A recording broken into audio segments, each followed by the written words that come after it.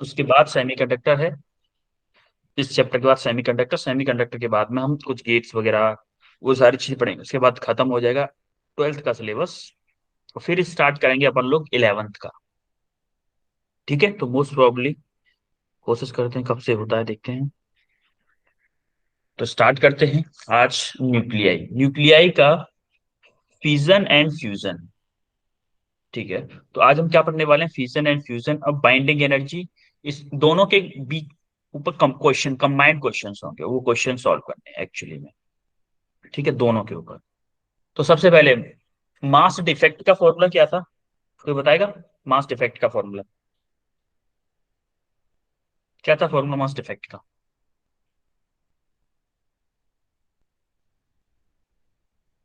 बताओ भाई। Z M P minus ZMP plus A minus ZMN minus M whole mass of the proton. Yes, exactly correct बोला कि delta M equal to Z M P, यानी कि mass of proton plus E minus Z होता है number of neutron, minus plus mass of neutron minus total nucleus का जो मास दिया था उसको माइनस कर दे, तो हमारा मास डिफेक्ट आ जाता है। सिमिलरली मैथमेटिकल एक्सप्रेशन पर बाइंडिंग एनर्जी क्या होता था फिर, बाइंडिंग एनर्जी का Delta expression, M delta M chi delta M into delta M into square. C square. Akanksha Soni ने, वेल डन आकांक्षा सोनी, आपने दोनों आंसर आप ही ने दिए हैं। अच्छा, थर्ड क्वेश्चन कोई बताएंगे, stability of nucleus is depends on, stability of nucleus किस फिर पे डिपेंड बाइंडिंग करता एनर्जी पर न्यूक्लियन। Nucleon. है? Yes, binding energy per nucleon, yes absolutely correct बोली आपने। बाइंडिंग एनर्जी पर न्यूक्लियन पे डिपेंड करती थी आपकी स्टेबिलिटी। ठीक है, तो अब हम आते हैं न्यूक्लियर फिजन। फिजन क्या होता है, कोई बताएगा? लास्ट क्लास में किसी ने बताया भी था फिजन, टूटना। टूटना। यस, एब्सोल्युटली करेक्ट बोला कि टूटना। और टूट क्यों रहा था कोई, टूट क्यों रहा है कोई, टूट क्यों रहा है? उसमें इलेक्ट्रोस्टैटिक फोर्स ज्यादा लग रही है एज पर न्यूक्लियर फोर्स से। नहीं नहीं नहीं नहीं, मेरा कहने का मतलब ये है टूटना क्यों चाह रहा है, क्यों चाहता है भाई टूटना? Stable होने के लिए. स्टेबल होने के लिए, यस एब्सोल्युटली करेक्ट बोला कि जो हमारे हैवी एटम्स थे वो टूट के छोटे छोटे एटम, मतलब दो में या तीन में टूटेंगे, और अपनी बाइंडिंग एनर्जी पर न्यूक्लियन बढ़ जाए इसलिए टूट रहे हैं, जिससे कि स्टेबल के एरिया में पहुंच सके। सिमिलरली हमारा आएगा फ्यूजन। फ्यूजन में क्या होगा, लाइट एटम्स जैसे हाइड्रोजन हीलियम, ये कंबाइंड होके पर न्यूक्लियन एनर्जी बढ़ जाए, इसीलिए वो क्या करेंगे, स्टेबल होने की कोशिश करेंगे, जुड़ के एक दूसरे के साथ जुड़ के, उसको हम क्या बोलेंगे, फ्यूजन बोलेंगे। तो हम फिजन और फ्यूजन क्यों पढ़ रहे हैं, ये फंडा क्लियर हुआ? Yes. Yes sir. ठीक है,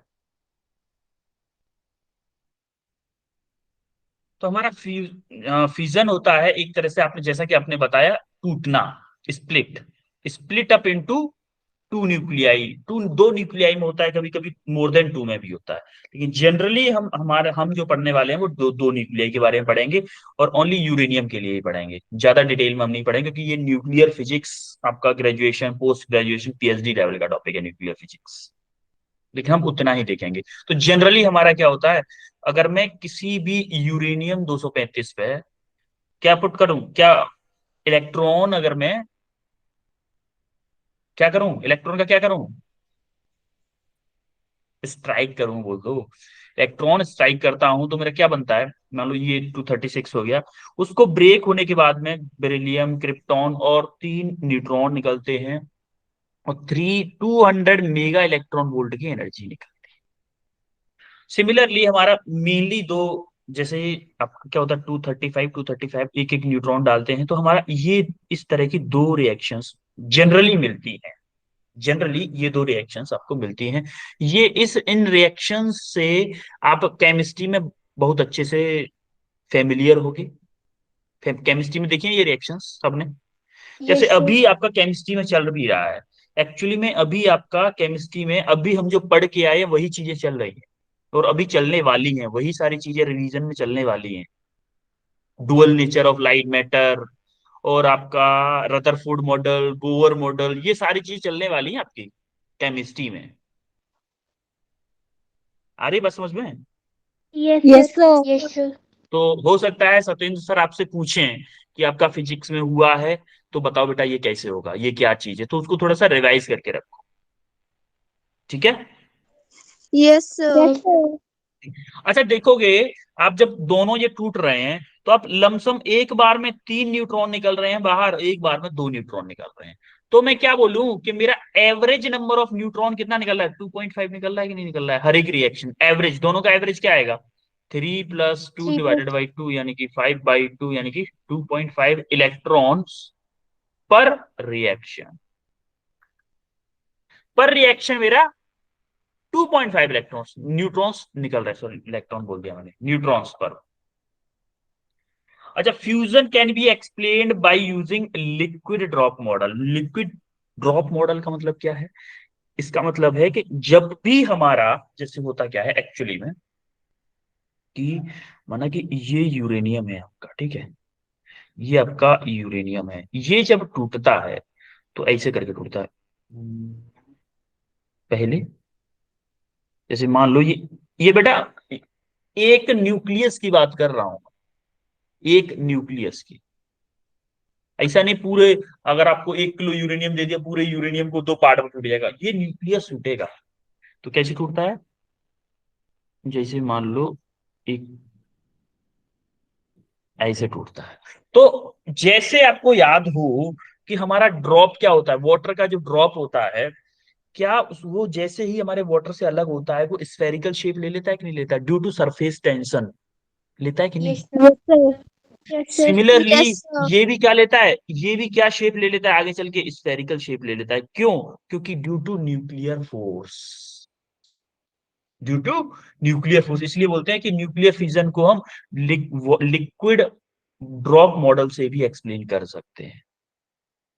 और जो हमारा मास डिफेक्ट होता है इसमें कितना होता है? लमसम लमसम 0.1% का मास डिफेक्ट होता है। अच्छा एक बात बताओ, अगर हमारी चीजें टूट रही हैं, एनर्जी बाहर निकल रही है, अगर एनर्जी बाहर निकल रही है, और आइंस्टीन बाबा क्या बोल के गए थे? एनर्जी कुछ नहीं है एक्चुअली में, वो मास है। तो एनर्जी अगर बाहर निकल रही है तो कुछ ना कुछ तो मास में लॉस होगा, होगा कि नहीं? Yes, yes sir. सर। तो हमारा मास में कितना लॉस होता है? लमसम लमसम 0.1% मास में लॉस होता है। और अबाउट 93% एनर्जी जो रिलीज होती है वो काइनेटिक एनर्जी की फॉर्म में रिलीज होती है। जैसे इन इन आइटम्स की काइनेटिक एनर्जी की फॉर्म में रिलीज होती है। और 7% जो एनर्जी रिलीज होती है वो गामा रेस, ये जो गामा रेस है ना, गामा रेस के फॉर्म में रिलीज होती है। आ रही बात समझ में? Yes sir. हाँ? ठीक है, आगे बढ़े। Yes, sir. Yes sir. Yes. तो एक्चुअली में क्या होता है, जो हमारा न्यूट्रल यूरेनियम जो होता है, नेचुरल यूरेनियम सॉरी, जब हमारा नेचुरल, नेचुरल मतलब कि अर्थ में, अर्थ पे जो जैसा पाया जाता है यूरेनियम, उसमें क्या होता है एक्चुअली में? कॉम्बिनेशन होता है यूरेनियम 235 का और यूरेनियम 238 का। एक्चुअली में उसमें 99.3% क्या होता है? यूरेनियम 238 होता है। और 0.7% ओनली क्या होता है? यूरेनियम 235 होता है।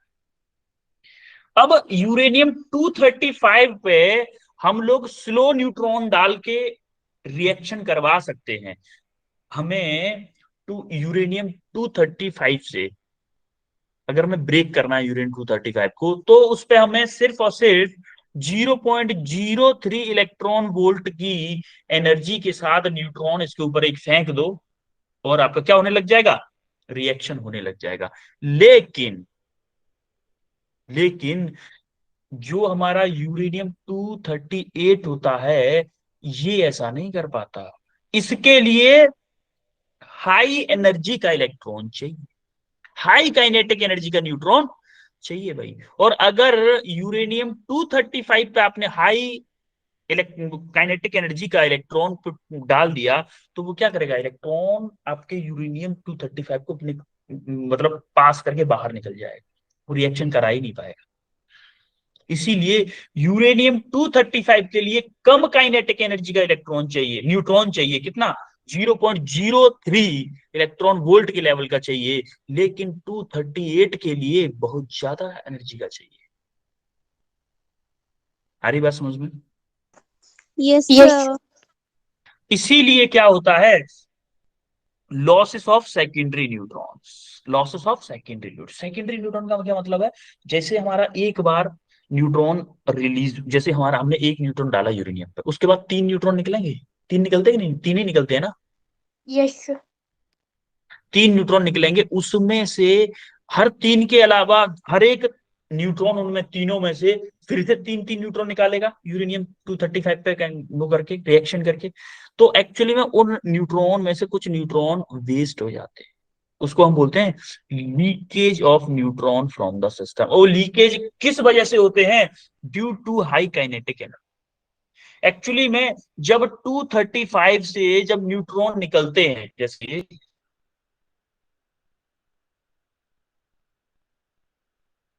मैं बोलूं कि मेरा यूरेनियम 235 है, इसके ऊपर मैं न्यूट्रॉन डाला, तो इसका क्या, ये क्या करेगा, यूरेनियम टू 235 क्या करेगा, एक न्यूट्रॉन इधर।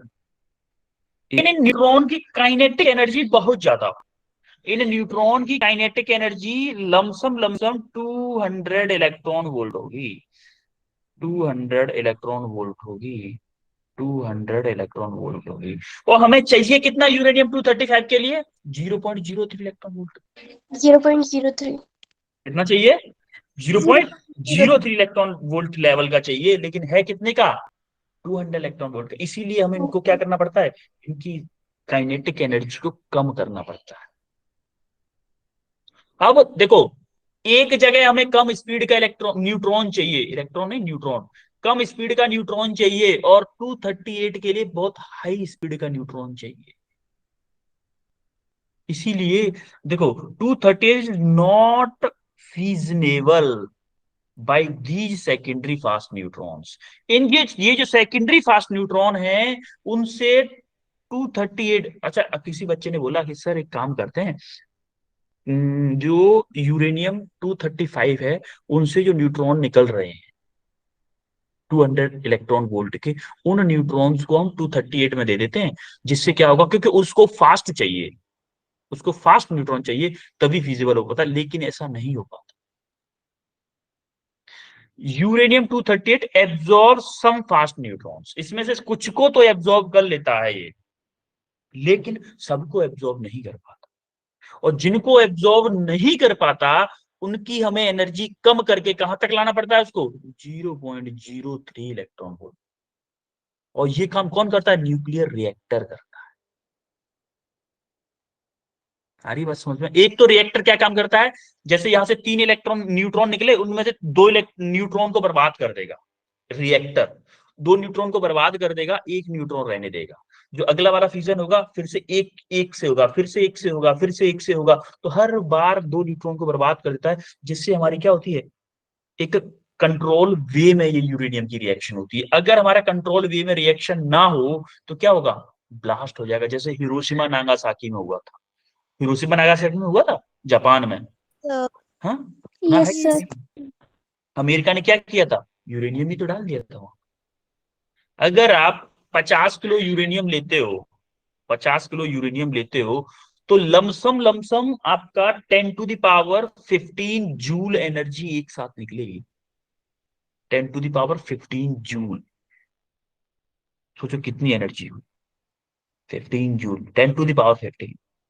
इतने जूल एनर्जी एक साथ निकलती है। उसकी वजह से जितना भी उसके आसपास है, मतलब 50 किलो यूरेनियम एक बड़े सिटी को बर्बाद करने के लिए काफी है, एक बड़ा सिटी। तो बताओ मुझे, यूरेनियम अच्छी खोज है या बेकार खोज है? हम्म, कभी कोई बताएगा, यूरेनियम अच्छी अच्छी चीज है या बेकार है?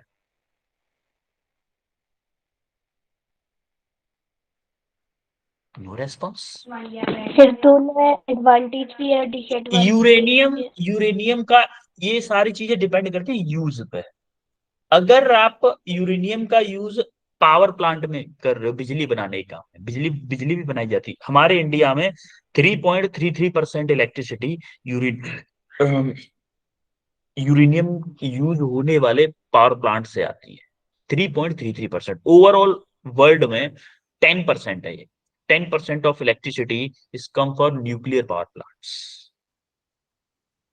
हमारे कंट्री में 3.33% न्यूक्लियर पावर प्लांट से आती है। हमारे इंडिया की टोटल इलेक्ट्रिसिटी का 3.33% ओनली न्यूक्लियर पावर प्लांट से आती है। अब हम लोगों के पास न्यूक्लियर है नहीं ना, यूरेनियम है नहीं, इसीलिए कम कम, और फिर खतरनाक भी होता है। थोड़ी सी गलती हुई, ब्लास्ट, इसलिए बहुत रिस्की होता है। ठीक है, तो यहां तक क्लियर हुआ सबको, ये बताओ पहले। Yes sir. Yes sir. Okay. होता क्या है, जब हमारे जैसे न्यूट्रॉन यहां से निकले, कुछ न्यूट्रॉन किसने एब्जॉर्ब कर लिए, 238 ने, कुछ न्यूट्रॉन ही बच रहे हैं किसके लिए, 235 के लिए। तो उसके लिए प्रोडक्शन, रिप्रोडक्शन फैक्टर होता है। रिप्रोडक्शन फैक्टर का मतलब होता है rate of production of neutron, कितने, किस रेट से न्यूट्रॉन प्रोड्यूस हो रहे हैं, और रेट ऑफ लॉस न्यूट्रॉन, किस रेट से लॉस हो रहे हैं। लॉस किस में हो गए, ये 238 खा जाएगा कुछ न्यूट्रॉन्स, क्या होगा, 238 खा जाएगा कुछ न्यूट्रॉन्स को। अगर मेरा, if the size of uranium is used is critical, critical का साइज, क्रिटिकल साइज का मतलब होता है कि के इक्वल टू वन, के इक्वल टू वन, के इक्वल टू वन का मतलब है जिस चेन में, जिस तरीके से हम स्टार्ट कर रहे हैं, कि अगर मेरे 3 स्टार्ट हो रहे हैं, 3 न्यूट्रॉन हमारे क्रिएट हो रहे हैं नए, उसमें से 2 बर्बाद हो जा रहे हैं, 3 क्रिएट हो रहे हैं नए, 2 बर्बाद हो जा रहे हैं, या फिर 3 क्रिएट हो रहे हैं, 3 ही बर्बाद हो रहे हैं, तो स्टडी स्टेट कंडीशन में चलेगी हमारी जो रिएक्शन है। रिएक्शन विल स्टडी और सस्टेन न्यूक्लियर रिएक्शन, आराम से चिल मार के चलती रहेगी। और अगर हमारा के इज लेस देन वन है, सॉरी के इज ग्रेटर देन वन है, के इज ग्रेटर देन वन का मतलब है कि प्रोड्यूस ज्यादा हो रहे हैं, लॉस कम हो रहे हैं, तो हमारा क्या होगा, एक्सप्लोशन हो जाएगा। एक्सप्लोशन का मतलब ब्लास्ट हो जाएगा। वो atom as a atom bomb की तरह काम करेगा। किसकी तरह काम करेगा, एटम बॉम्ब की तरह। और अगर यूरेनियम का जो, या फिर बोलूं कि के की वैल्यू लेस देन वन है, लेस देन वन है, इसका मतलब जनरेट कम हो रहे हैं और लॉस ज्यादा का हो रहा है, तो कुछ देर बाद आपकी क्या होगी, स्टॉप हो जाएगी रिएक्शन, क्योंकि न्यूट्रॉन बचेंगे ही नहीं ना, तो अल्टीमेटली क्या हो जाएगी, रिएक्शन स्टॉप हो जाएगी। आ रही है बात समझ में। Yes sir. ठीक है, अब देखो उसकी रिएक्शन का एक फन वो देख लेते हैं जरा। जैसे ही हमने न्यूट्रॉन डाला है इसके ऊपर, ये यूरेनियम 235 लिया है हमने ओनली स्पेशली 235, इसमें कुछ कुछ वो भी होंगे, कौन से, ये ब्लू ब्लू दिख रहे हैं ना, ब्लू ब्लू, ये 38 भी होगा। तो ये क्या करता है, एनर्जी रिलीज करता है, और क्रिप्टॉन और बेरिलियम में टूटता है। क्रिप्टॉन और बेरिलियम में टूट गया, यहां से 3 न्यूट्रॉन निकलेंगे, 3 न्यूट्रॉन निकलेंगे, ये फिर से जाके 3 यूरेनियम के एटम से टकराएंगे, फिर से 3 यूरेनियम के एटम से टकराएंगे, और फिर से अलग अलग एनर्जी, 3 जगह से एनर्जी निकलेगी, और फिर से आगे जाके ये 3, देखो 1 से 3 बने, 3 से कितने बने, 3 9। न्यूट्रॉन से 9 न्यूट्रॉन, 3 से 9 बने, 9 से कितने बनेंगे भाई, 1 से 3 बनते हैं, 27। 27। तो ऐसे 3 का मल्टीपल होता जाता है, 3 का मल्टीपल होता जाता है, कुछ ही सेकंड्स में ये ब्लास्ट कर जाता है, अगर हम कंट्रोल वे में ना चलाएं इसको। आ रही बात समझ में। Yes yes sir. Sir. Sir. ठीक है, जरा ये क्वेश्चन करो, when uranium isotope 92 uranium 235 is bombarded with a neutron, it generate 36 krypton 89 3 neutrons and, और क्या क्या करता है रिलीज, देखो ये 2020 का क्वेश्चन आया हुआ है।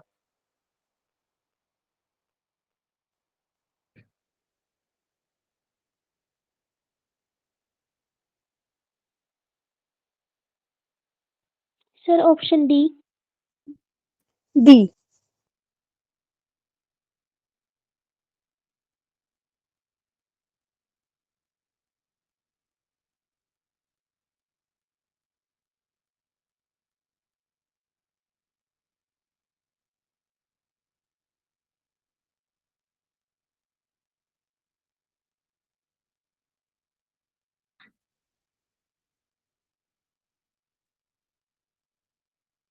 इस किसका ऑप्शन ए आया है, ऑप्शन ए किसका आया है, option B, option C, option D. 4 लोगों का ऑप्शन डी आया है। जिनका डी आया है, देखो जिनका करेक्ट ऑप्शन डी ही करेक्ट है, जिनका करेक्ट आया करे ना, जब मैं सॉल्व करता हूं तो साथ साथ बोला करो, थोड़ा सा थोड़ा सा किया करो ना, जिससे मुझे भी पता चले हाँ भाई वाकई में आपका आपने सही सोचा था। तो देखो हमें क्या दे रखा है, 92 यूरेनियम 235, इस पे क्या ऐड किया है, क्या ऐड किया है, अरे बोलो, क्रिप्टन न्यूट्रॉन क्या न्यूट्रॉन, न्यूट्रॉन क्या होता है, 0 n 1 वन भाई, 0 n 1। तो देखो हमारा बन क्या रहा है, क्रिप्टॉन बन रहा है कितना, 3689, ठीक है, प्लस माना कि हमारा एक्स बनेगा जिसमें ये ए होगा ये बी होगा, मान लेते हैं, प्लस कितना है विद आइसोटोप्स, न्यूट्रॉन कितने निकल रहे हैं, 3 न्यूट्रॉन, देखो 3 न्यूट्रॉन बोल रहा है, 3 न्यूट्रॉन है, यानी कि 30 n 1। कोई दिक्कत यहां तक किसी को, नो किसी सर नो ठीक है। देखो देखोगे आप, देखो हमें एक बैलेंस इक्वेशन आपने करना सीखा होगा केमिस्ट्री में, तो हमारे ऊपर ऊपर वाले देखो पहले इक्वेट कर दो, ऊपर ऊपर वाले, तो ऊपर ऊपर वाले ऐड करो, दोनों साइड में सेम होंगे, दोनों साइड में देखो 235 + 1 इक्वल टू होना चाहिए 89 + b + 3, होना चाहिए कि नहीं बताओ, यस सर। इतना होना चाहिए, कोई दिक्कत यहां तक किसी को, नो सर तो हमारा यहां से सर b कितना आ जाएगा, 235, ये 236 हो गया, इधर 89 + 3 क्या हो गया, इसको इधर भेज दो जरा, 89 + 3 कितना हो गया, 92 इक्वल टू बी, तो यहां से अगर मैं देखूंगा बी कितना आ जाएगा, 144। 144, एक तो मेरा ये आ गया। सिमिलरली सिमिलरली नीचे वाले को देखो, 92 + 0 इक्वल टू 36 + a + 0, भाई जीरो है ना नीचे, तो 3 जी का मल्टीप्लाई करेंगे जीरो हो जाएगा, तो 92 माइनस के 36 इक्वल टू ए, तो मेरा ए कितना आया, ए कितना आया, 56। 56, 56 मेरा आया ए, ठीक है। अब देखो ए आ गया मेरा बी आया, इसका मतलब ये जो एटम होगा वो क्या होगा, आ, जिसका बेस क्या होगा, बेस ए है ना, 56 होगा, और ये क्या होगा, कितना होगा, 144। 144, तो ऐसा करके क्रिप्टॉन होता है हमारा। तो वैसे भी अगर आपको ये याद नहीं है तो हमारा इनसे काम चल जाएगा, 144 56 ओनली एक ही का है, सर 144 56 क्रिप्टोन नहीं ऑप्शन, बेरियम होता है शायद। क्या, अब बेरियम, सॉरी क्रिप्टॉन बोल रहा हूँ, बेरियम होता है, यस यस, बेरियम होता है, मैंने क्रिप्टॉन बोल दिया, बेरियम होता है। कोई दिक्कत किसी को, नो सर। नो हम आते हैं न्यूक्लियर फिजन। अब देखो फिजन क्या होता था, फिजन क्या होता था, जुड़ना होता था कि नहीं यस सर। भाई, yes sir fusion, fusion sorry fusion है ये, फिजन होता था टूटना, फ्यूजन होता था जुड़ना, आ रही बात समझ में, यस सर। तो nuclear fusion is defined as a type of nuclear reaction in which two lighter nuclei merge, यानी कि टू लाइटर न्यूक्लियर, जैसा कि मैंने बताया था लाइटर न्यूक्लियाई मर्ज क्यों हो रहे हैं, क्यों हो रहे हैं मर्ज, स्टेबिलिटी के लिए स्टेबिलिटी, के लिए। सब कुछ जो भी हो रहा है सब कुछ स्टेबिलिटी के लिए हो रहा है भाई, जो जितना ज्यादा अनस्टेबल होगा वो उतनी ही जल्दी टूटेगा या जुड़ेगा, जैसे यूरेनियम सबसे ज्यादा अनस्टेबल था, क्योंकि उसकी बाइंडिंग एनर्जी पर न्यूक्लियन बहुत कम थी, इसलिए बहुत जल्दी टूटा।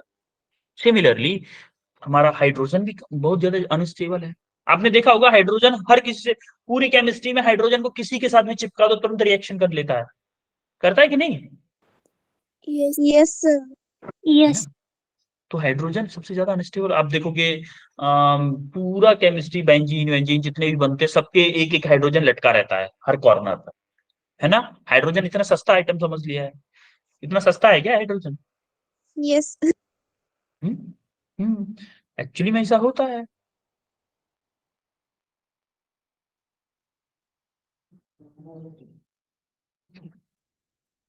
ओके। तो अब होता क्या है, it is a phenomena of fusing more और one lighter nuclei to form a single heavy heavy nucleus. ये वही बात बोल रहा है जो हमने बोली। माना कि कोई दो न्यूक्लियाई है, ए प्लस बी ऐड हो रहे हैं, सी हमारा कोई न्यूक्लियाई बना रहे हैं फाइनल में।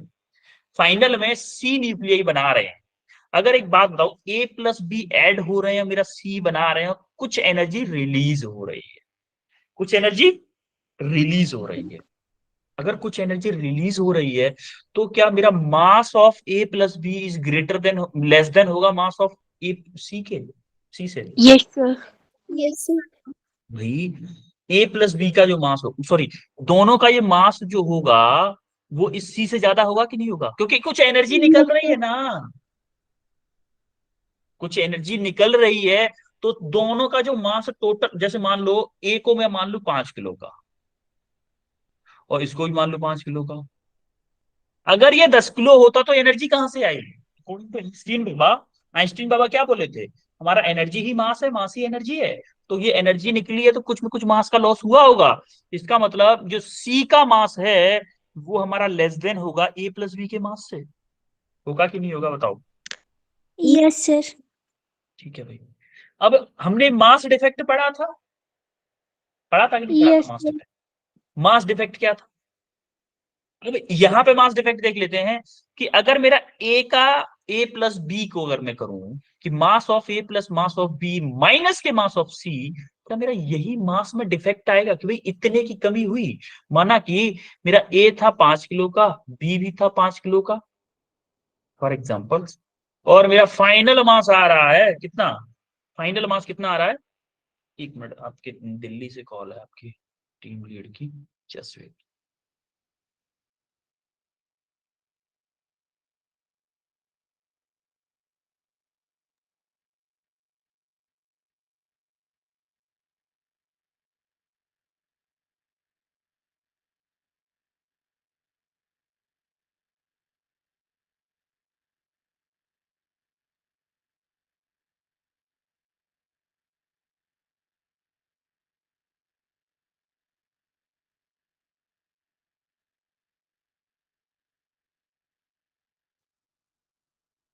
ओके।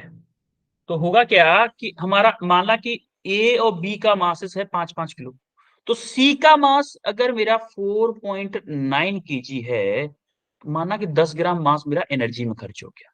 क्यू एनर्जी में मेरा 10 ग्राम मास खर्च हो गया इसमें एनर्जी में।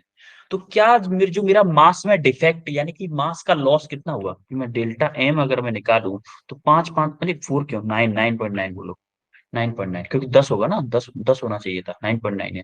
तो अगर मैं ए और बी का बोलूं कि 5 + 5 माइनस की 9.9, तभी ना मेरा मास डिफेक्ट आएगा। 0 पॉइंट कितना आएगा? 0.01 आएगा कि नहीं? 0.01 kg आएगा कि नहीं बोलो? Yes sir. यस। तो ये इसको इसको हमने क्या किया है, फॉर्मूला के फॉर्म में लिख दिया है बस। ये देखो, mass defect equal to M A plus M B minus के M C, M A plus M B minus के एम सी, एएमयू। अगर मास वो एएमयूज में है, तो ये मास भी एएमयूज में हो जाएगा। कोई दिक्कत किसी को? No no sir. सर। ठीक है।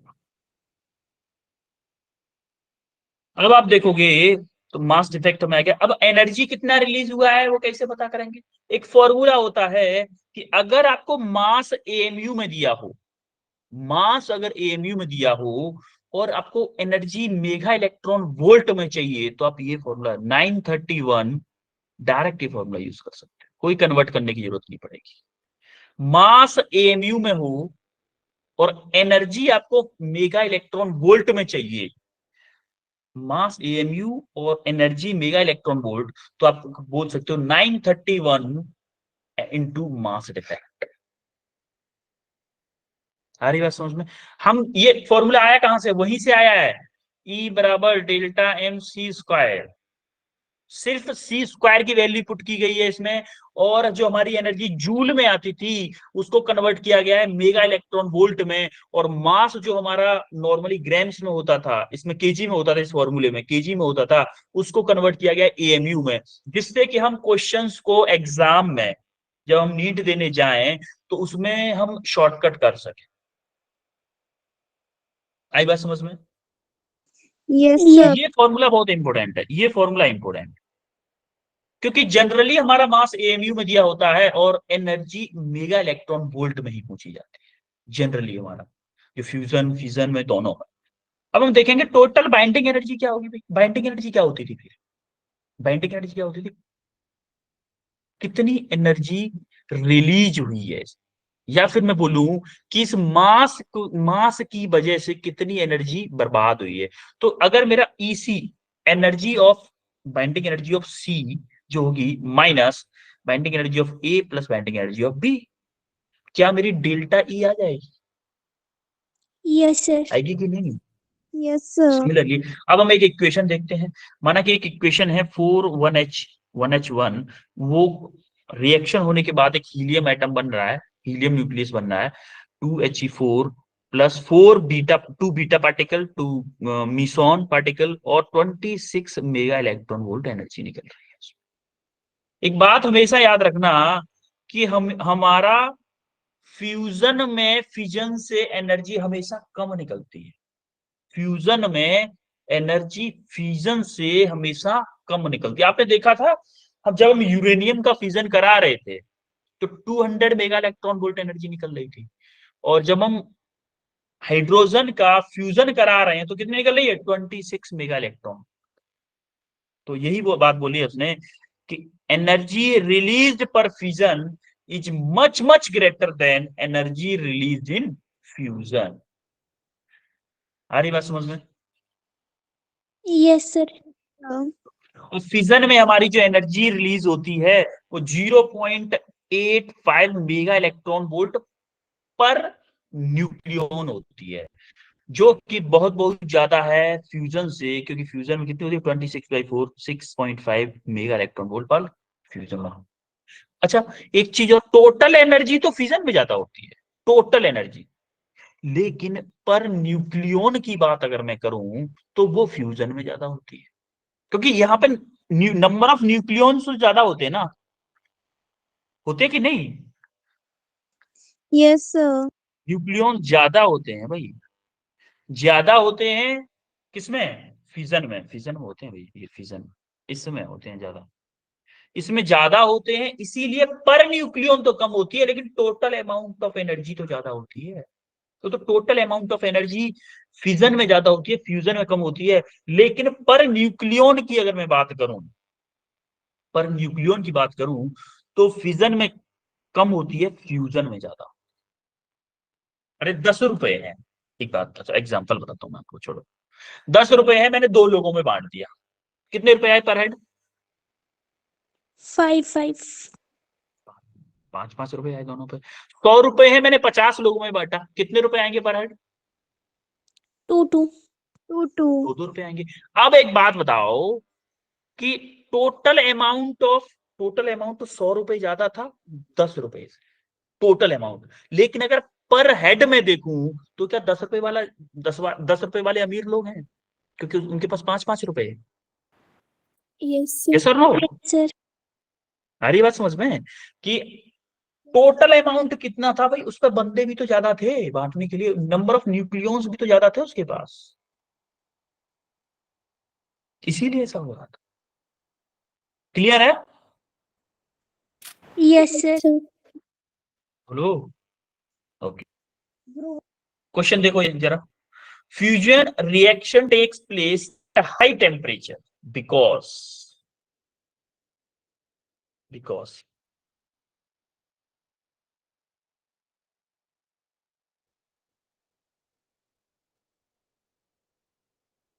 अगर हमें दो एटम्स का फ्यूजन करना है तो कैसे होता है?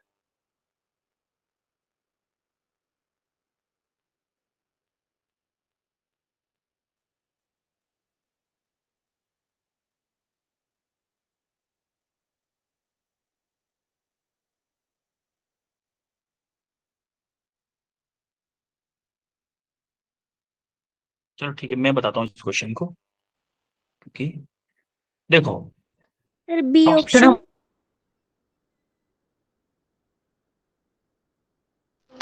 हमारा हमें फ्यूजन कराने के लिए क्या करना होता है, हमें फ्यूजन कराने के लिए उनको पास पास लाना होगा, दो न्यूक्लियस को हमें पास पास लाना होगा, तभी ना जुड़ेंगे एक दूसरे से। ये बताओ भाई, भाई कोई चीज अगर एक दूसरे से जुड़ेगी तो कब जुड़ेगी, 2 किलोमीटर दूर बैठे रहो तब जुड़ सकते हैं क्या?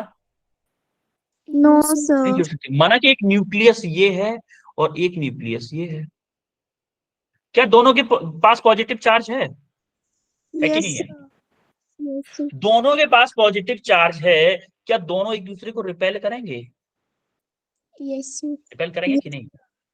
अच्छा एक बात बताओ, हमने माना कि हम अपनी ताकत से इतने पास तो ले आए, इतने पास तो ले आए, अब हम क्या करें कि ये और पास में आ जाए, अब हमारी कैपेसिटी खत्म होगी, हम अपनी ताकत से फोर्स से इनको पास में नहीं ला सकते। अब हम क्या करेंगे, इनकी काइनेटिक एनर्जी बढ़ा दें क्या, इनकी इनकी एटम्स की, कि ये ऐसे वाइब्रेट करेंगे, वाइब्रेट करेंगे। देखो ये किसी टाइम पे वाइब्रेट करके यहां तक जा सकता है, वाइब्रेट करेगा तो, और ये भी वाइब्रेट होके यहां तक जा सकते हैं, तो दोनों के दोनों अगर पास में आ जाएंगे तो क्या कंबाइंड हो जाएंगे, फ्यूजन हो जाएगा, yes sir. Due to due to yes high vibration. और हाई वाइब्रेशन कैसे हो सकता है, कैसे? By increasing its temperature. भाई आपको याद हो, जितना ज्यादा टेम्परेचर बढ़ाते हैं, जितना ज्यादा टेम्परेचर बढ़ाते हैं, क्या उनकी काइनेटिक एनर्जी उतनी ज्यादा बढ़ती है एटम्स की ऐसे वाइब्रेट करने की? यस और नो? सर। बोलो। जैसे जैसे हाई वाइब्रेशन होते हैं, क्यों? By increasing its temperature, that means kinetic energy of nucleons, kinetic energy क्या होती है, ये छोड़ दो, काइनेटिक एनर्जी क्या होती है, इंक्रीज। ये काइनेटिक एनर्जी इंक्रीज हो जाती है, वाइब्रेशन इंक्रीज हो जाते हैं, वाइब्रेशन इंक्रीज हो जाते हैं, तो वो ओवरकम कर देते हैं किसको, रिपल्शन फोर्स को, जो कूलाम फोर्स लगता था ना पॉजिटिव पॉजिटिव चार्ज के बीच में, रिपेल वाला, उसको ओवरकम करके हमारा क्या हो जाता है, फ्यूजन हो जाता है। तो ऑप्शन कौन सा करेक्ट होगा, बी ऑप्शन।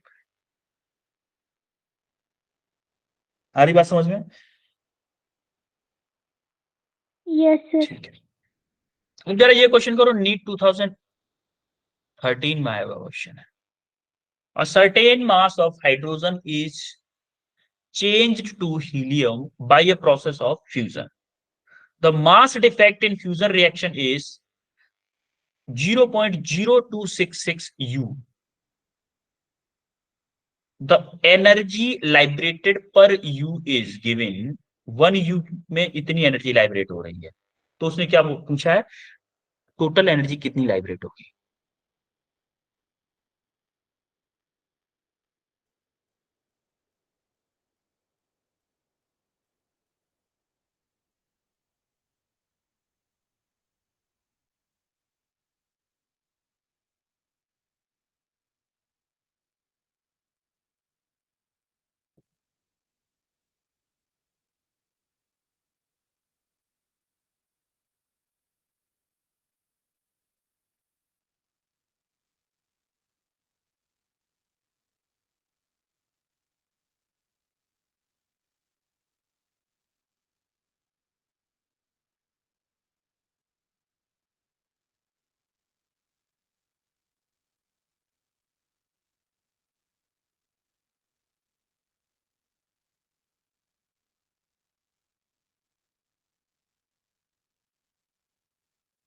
हैंड रेस करिएगा।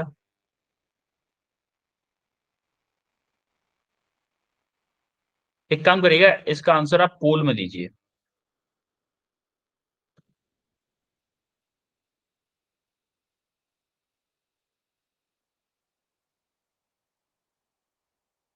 पोल लॉन्च हो चुका है, इसका आंसर आप पोल में कीजिए।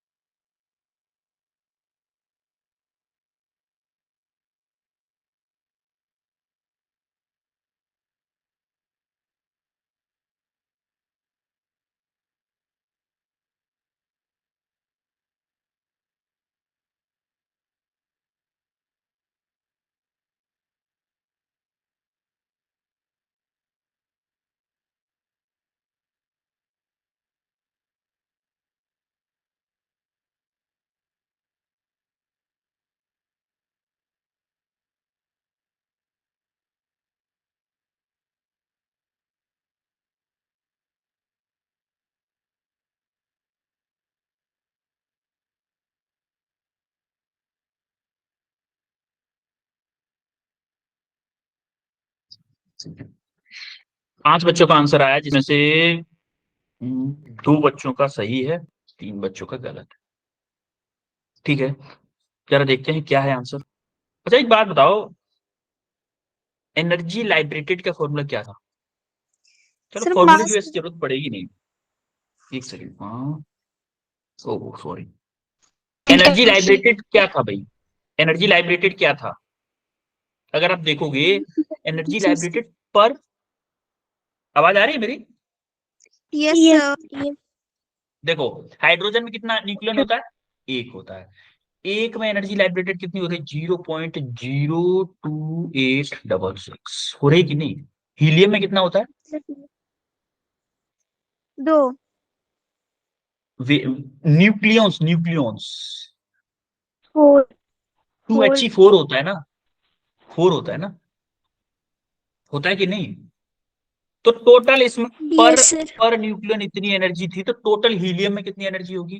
टोटल टोटल क्या होगी? 4 इंटू क्या होगी? बोलो।